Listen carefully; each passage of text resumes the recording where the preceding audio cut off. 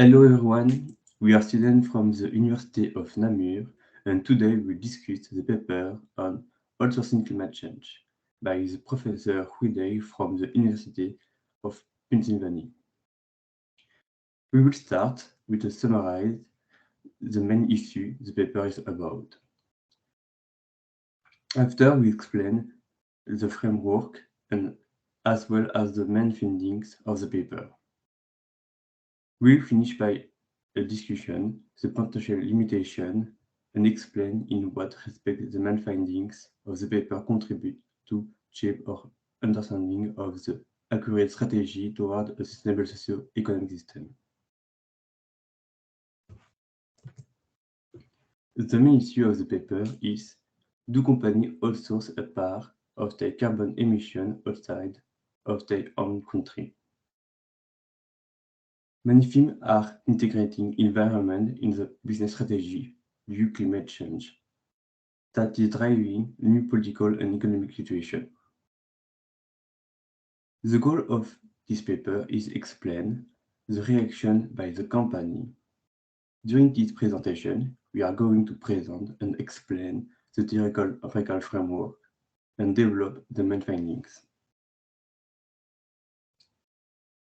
First, to carry out this research, it's necessary to get a database. This database is realized by the combination of Truscott, which is a company that measures the carbon footprint of company, and Panginva, which is a website that aggregates all imports and exports. This database allows to analyze the carbon emission inside and outside the country. With this database, we have whole carbon emission by US company in and out of the country. To carry out a greenhouse gas assessment, it is interesting to analyze the greenhouse gas emission from the different perimeters of the company. The perimeters in which the GHG emissions are analyzed are called scopes. Three main families of greenhouse gas emissions are distinguished: Scope 1, 2, and 3. Scope 1 includes the greenhouse gas emissions that a company produces directly. Scope 2 includes the emissions produced indirectly. And Scope 3 holds the emissions associated not with the company itself, but for which the organization is indirectly responsible, upstream and downstream of its value chain. With this concept, we can see how Scope 1 and Scope 3 interact to see if there is indeed an export of carbon emission from companies. A control variable will be established to carry out the research and will be found in each equation. This control variable is composed of different elements, which are WQ, the growth possibility of the company, ROE, measures the profitability of the company, sales growth, the percentage of sales growth, and tangibility, gross property. The control variable will allow us to see how the independent variable will vary if, for example, the profitability of a company increase or decrease. Several tests will be conducted to prove that a company are exporting their carbon emissions and why. The different tests are Scope 1 and Scope 2 upstream emission, focused on US companies that reduce their direct GHG emission by outsourcing emission. Carbon emission and import assess the impact of imports on the relation between Scope 1 and Scope 3. State-level legislative pressure assess the impact of state-level legislative pressure on firm carbon outsourcing behavior. Variation in emission across industry and countries. measure how firms reduce their own carbon footprint by shifting their GHG emission externally.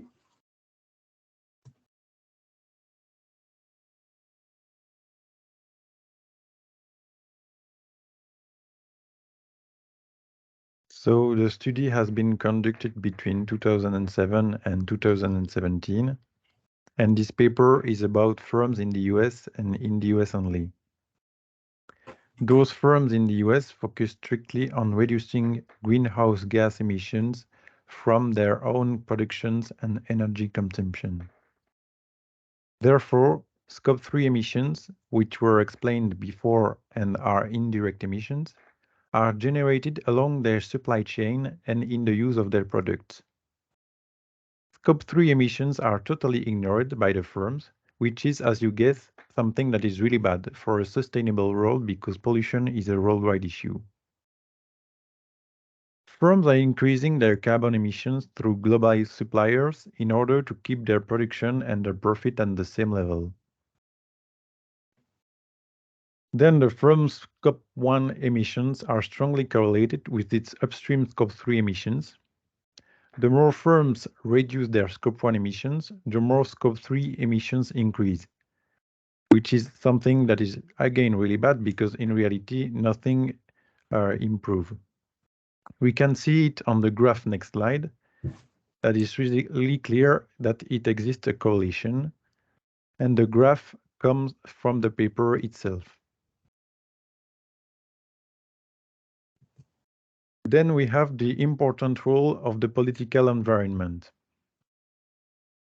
Firms are more likely to shift their emissions obligations towards exporting countries, which is with laxer environmental regulations. These firms are more likely to outsource the emissions to their suppliers from less environmentally regulated countries.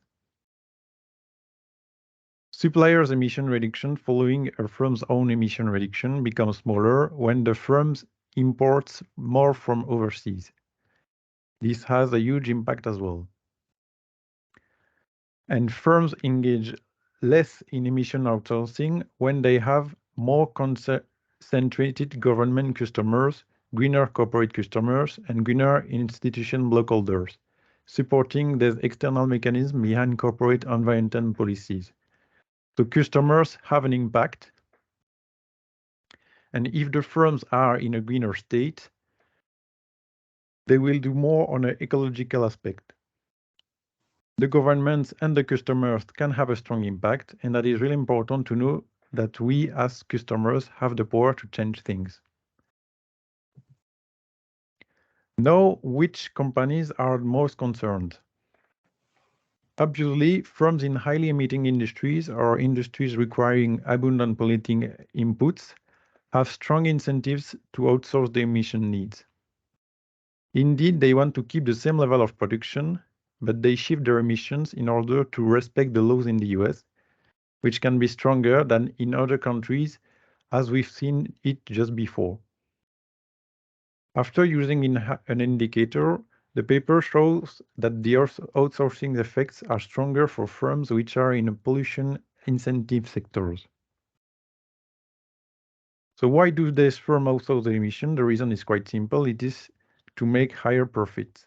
As carbon export increase, companies are less likely to invest in pollution reduction activities, which implies that firms will make higher profit when they outsource their emissions to foreign suppliers.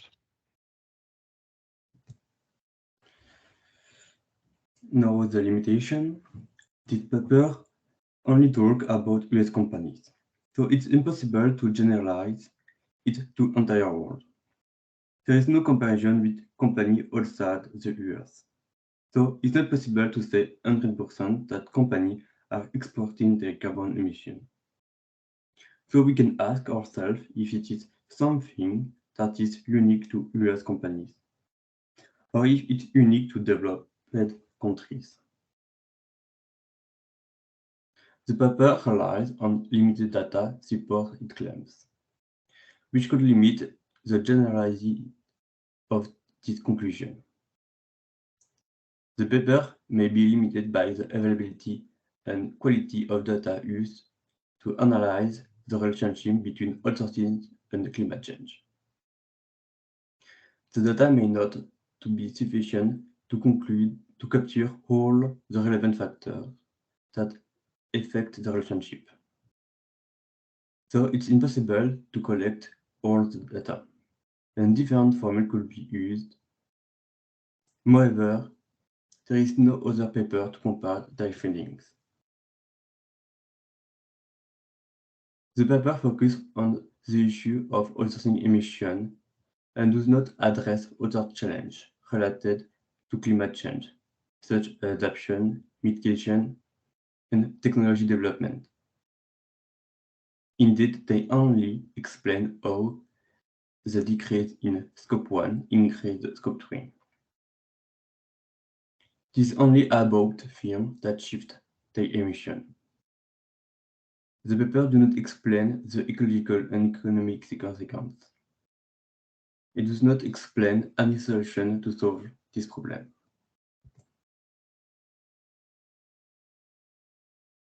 So after reading this paper, what can be done to reach a sustainable socioeconomic system? What does this paper bring to our understanding of the strategy towards a sustainable socioeconomic system? In this video, we will only focus on the environmental issues because this is what the paper is about. But we also need to keep in mind that there are plenty of social and governance issues that need to be solved in order to reach a sustainable socioeconomic system. It's not only about solving the environmental issues as many could think. We need to do a lot more about the climate change and carbon as an environmental issue. We understand that things are in a bad way because even if governments try to put new laws in place in order to have a sustainable world, firms will find a way to overcome, and it can be worse than that because company can make us believe that they actually do something for the environment when nothing is done in reality as they outsource their emissions. With this paper, we realize that firms play with the laws and the regulation in the US. We surely need more controls on the product because a lot of products are sold to customers that will believe that this product is green. So we need more control on the supply chain to encourage companies to really do something about their emissions. Also, we can think of a distribution of subsidies or a reduction of taxes for firms that would invest in environmentally friendly machines because currently it is less costly to just shifting their carbon emission, in other countries that investing in renewable energy. Indeed, investing in pollution reduction activities is really expensive, as it is also said in the paper.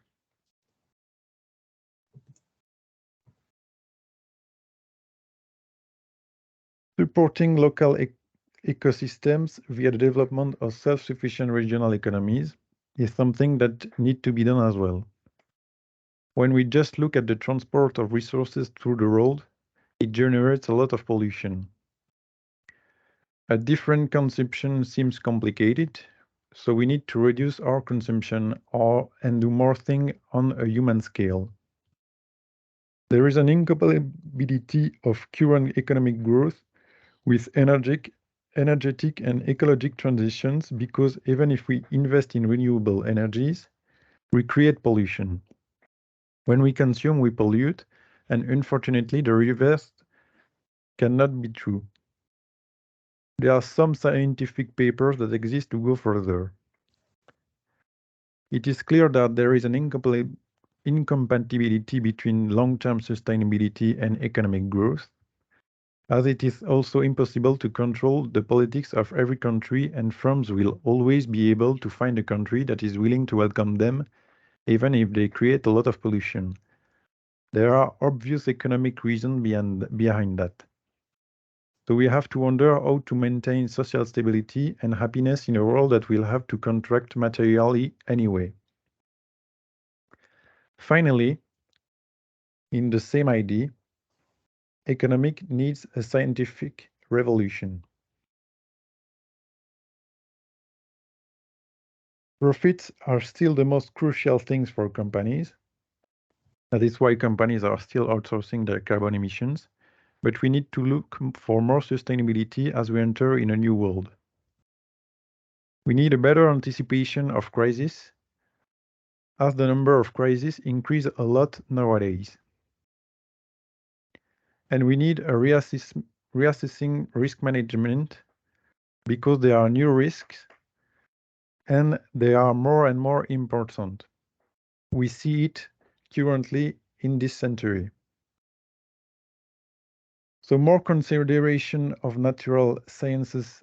Our whole economy is based on limited resources like gas or oil, and we have to find solutions to achieve a better transition because one day we won't have enough oil to keep the situation like that, and we need to bring more stability in the long run. So this is the end of our presentation. Thank you for listening, and we hope that you enjoyed it.